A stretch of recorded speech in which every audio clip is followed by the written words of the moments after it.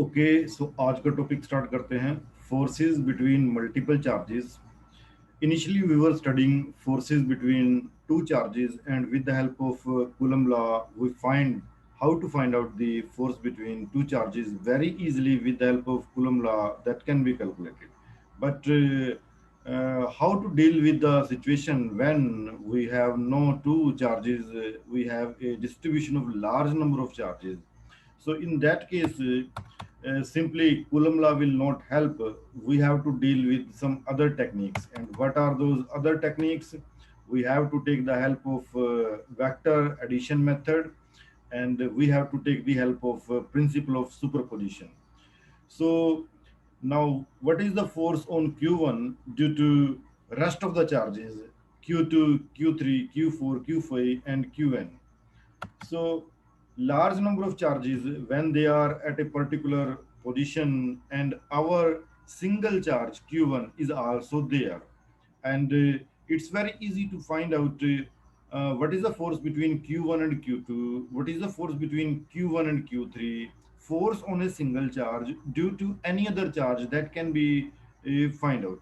So Coulomb law is not enough to answer the question. We have to take the help of some other techniques, and those techniques in this lecture are vector method and the principle of superposition. So let me take one situation in which we have three charges, and Q1 is at this corner of the parallelogram, Q2 at this corner of the parallelogram, and Q3 at this corner of the parallelogram, and this is the origin of the parallelogram. So now, how the distances are written from one charge to the other charge and from one charge to the origin. So let me take the distance of Q1 from origin is R1, the distance of Q2 from origin is R2, the distance of Q3 from origin is R3. So first we are taking the distances of the charges from the origin. We are not taking the distance between the two charges. First we are taking the distance of the charges from the origin. So Q1 was at a distance R1 from the origin, Q2 was at a distance of R2 from the origin, similarly Q3 at a distance R3 from the origin. Now we will take the distance between the charges. Now what is the distance between Q1 and Q2? It is R12. The distance between Q1 and Q2 is R12. In terms of position vector or in terms of unit vector, it can be written as R12 unit vector. So the direction of the force or the direction of the unit vector, they will be same. So the direction of the force is F12.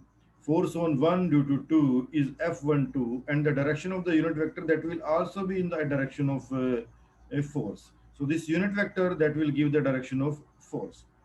Likewise, we can find out the force on Q1 due to Q3.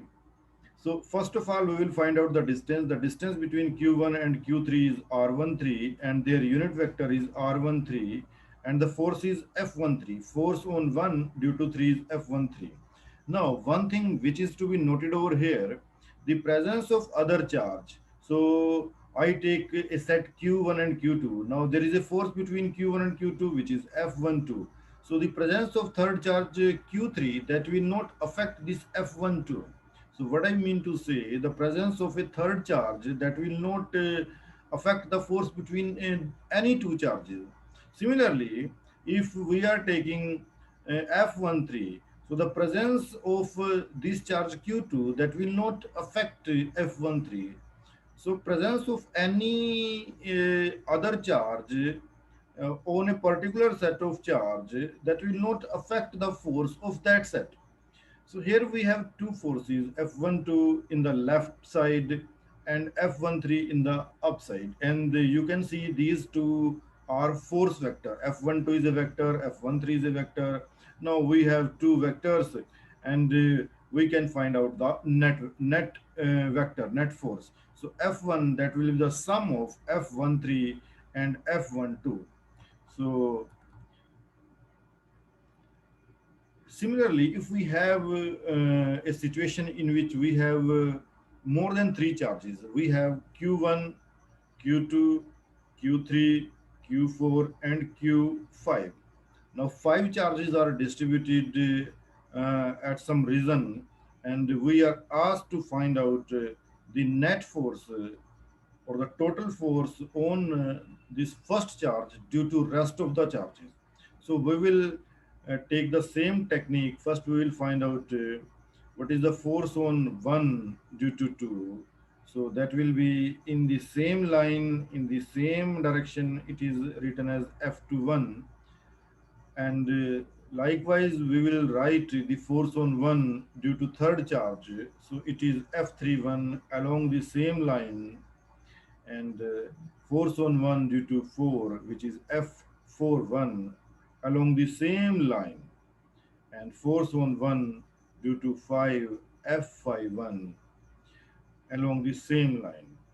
Now this is our point of origin, so draw a line from the origin passing through Q1 that will give us the net force on Q1 due to rest of the charges. So how to find out this net force? So first of all, I will write force on 1 due to 2.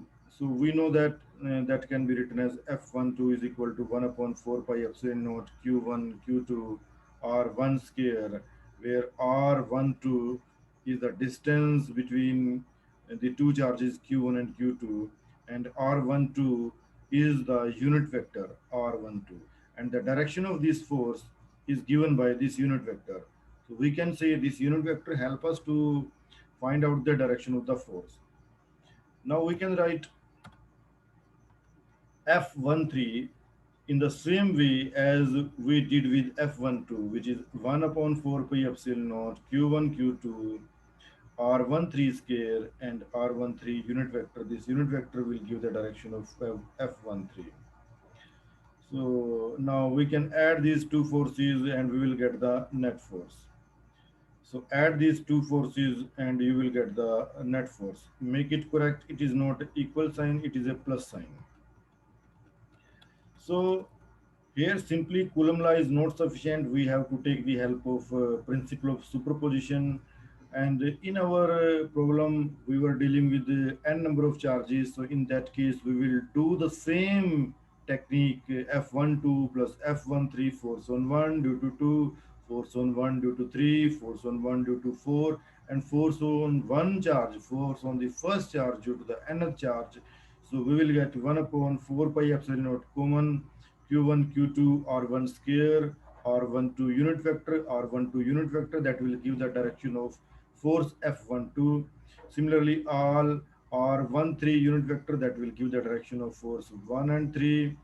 And similarly, R1n is the unit vector which will give the direction of force between first and nth charges.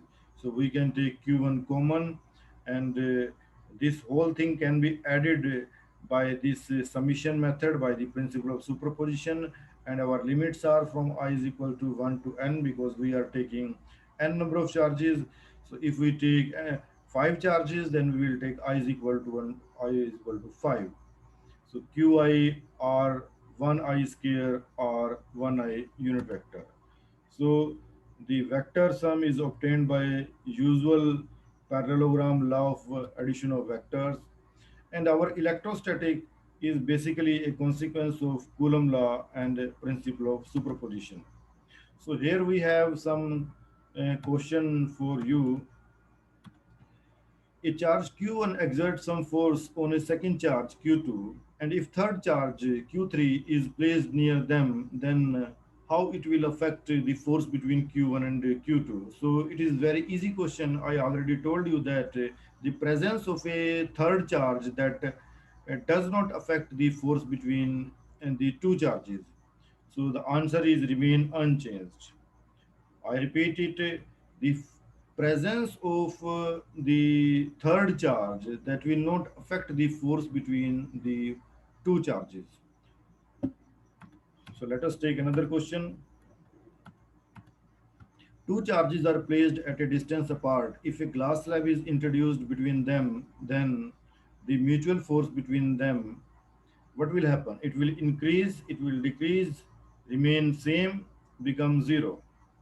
So we already know that in Coulomb law we studied when the two charges they are placed in vacuum or air, then the force is F is equal to K times Q1 Q2 upon R square.